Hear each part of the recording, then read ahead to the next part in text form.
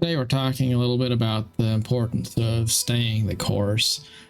Sometimes it's really hard to stay motivated. It's hard to keep on going. And when we think about progress, sometimes we imagine big things like life achievements, but really progress is these micro actions, little things that just kind of keep us moving forward. It's little things like getting up and going for a walk, or finishing up that TV show that you were going to finish watching, or saying, I'm going to go wash the dishes. It's some little things that we can do. And sometimes we don't feel all that passionate about life. Sometimes it just doesn't really feel like things are maybe going our way, or doesn't feel like we want to be motivated. You just don't really feel it. And that's just a normal part of life. Sometimes you have the mountaintop, other times you have the valley, and there are times when you're just not really feeling it.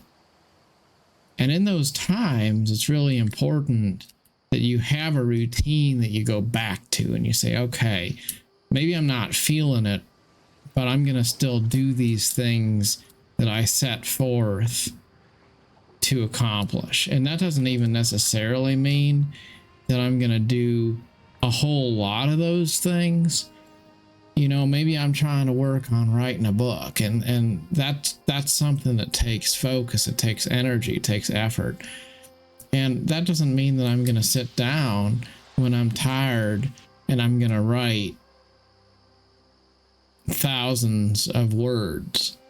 But maybe I'm going to take a little bit of time and I'm going to put some effort into writing in my journal. And it's just going to be a little bit, but it's going to be something to where I can say, yes, I did do a little bit of writing today.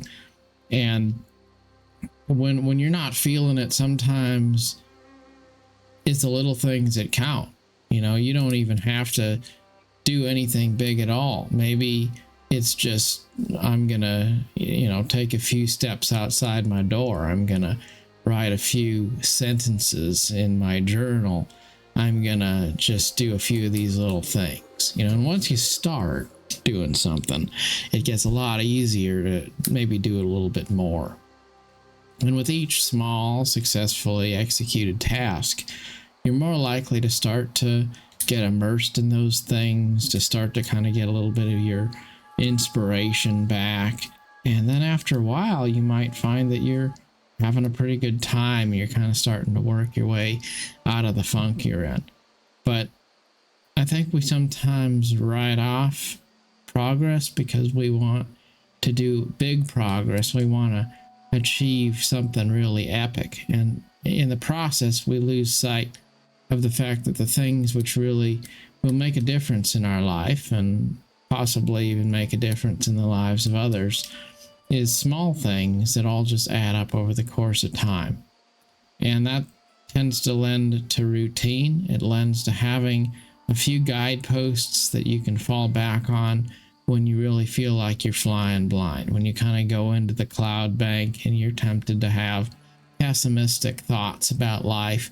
Then you can go to kind of the instrument panel of your life, if you will, those things that you can go back to, and you can do those things even when you're not really particularly feeling it, when you don't really feel like you can find the inspiration to intuitively do what you need to do. You can still go back to that user manual, if you will. You can go back to those basic foundational operating principles that give you a starting point.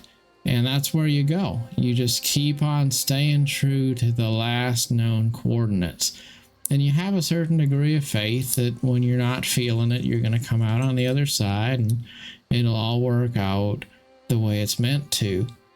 But in the moment, it's small things that you can do that will help you to create a sense of coherency in your life, to be able to feel like you're not going to lose yourself during those bleak moments when sometimes it feels a little bit like you are flying blind.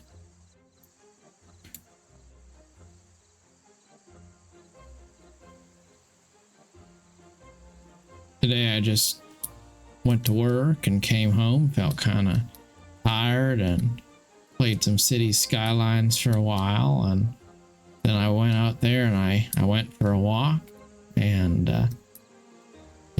felt a little bit better, and then I went in to the kitchen and I cleaned up the kitchen and got the dishes all washed and those things, and felt a little bit slightly more accomplished there.